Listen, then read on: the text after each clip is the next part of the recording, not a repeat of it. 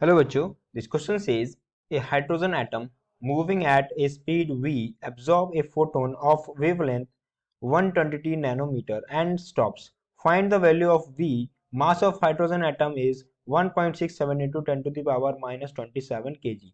Okay, तो सबसे पहले हमें फाइंड आउट करना है द वेलोसिटी v, राइट, मतलब जिस स्पीड से जो है हाइड्रोजन एटम मूव कर रहा है.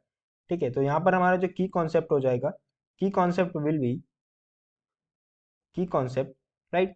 यहाँ पर हमें वेलोसिटी फाइंड आउट करनी है, तो यहाँ पे हम यूज करने वाले हैं linear momentum of photon, right. तो की कॉन्सेप्ट हमारा क्या हो जाएगा, linear momentum of, linear momentum of, right. तो लीनियर मोमेंटम ऑफ फोटोन हमारे पास हो जाएगा, लीनियर मोमेंटम ऑफ फोटोन, ये हमारा की कॉन्सेप्ट हो जाएगा, राइट. तो सबसे पहले हम देखें लीनियर मोमेंटम का रिलेशन क्या होता है in term of wavelength, right. तो वो क्या होता है, linear momentum p is equals to h upon lambda, right. यहाँ पर h क्या होता है, प्लैंक कांस्टेंट, और लेमडा क्या होता है हमारे पास, वेवलेंथ, राइट. तो सबसे पहले हमें दे रखा है वेवलेंथ, दे रखा है 122 नैनोमीटर.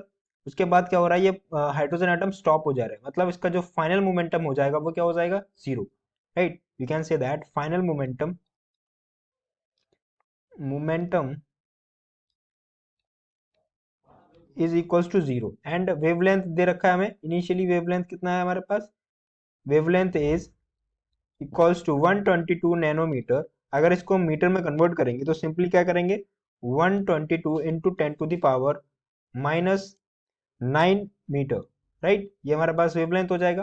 तो इनिशियली इनिशियल मूवमेंट निकालेंगे, लीनियर मोमेंटम, तो हमारे पास वो हो जाएगा p is equals to h upon lambda, right. h का वैल्यू हमारे पास कितना होता है, 6.6 into 10 to the power minus 34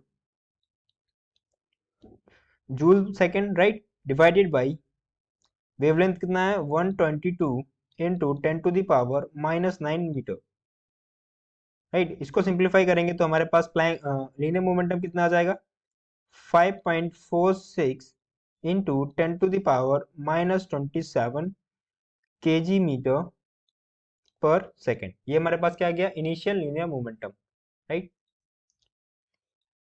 initial linear momentum, right.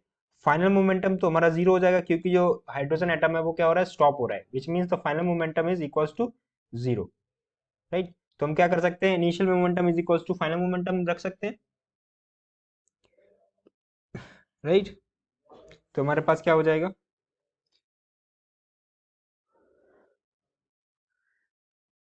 हमारे पास हो जाएगा, राइट. तो हमारे पास क्या होगा, इनिशियल लीनियर मोमेंटम अगर जीरो हो जाएगा according to the conservation of linear momentum, right. तो हम क्या बोल सकते हैं, atom should move opposite to the direction of motion of photon, so they should have the same magnitude of linear momentum, right. अगर ये सेम में opposite direction में है, move in opposite direction, move in opposite direction, then magnitude will same, magnitude will same, right.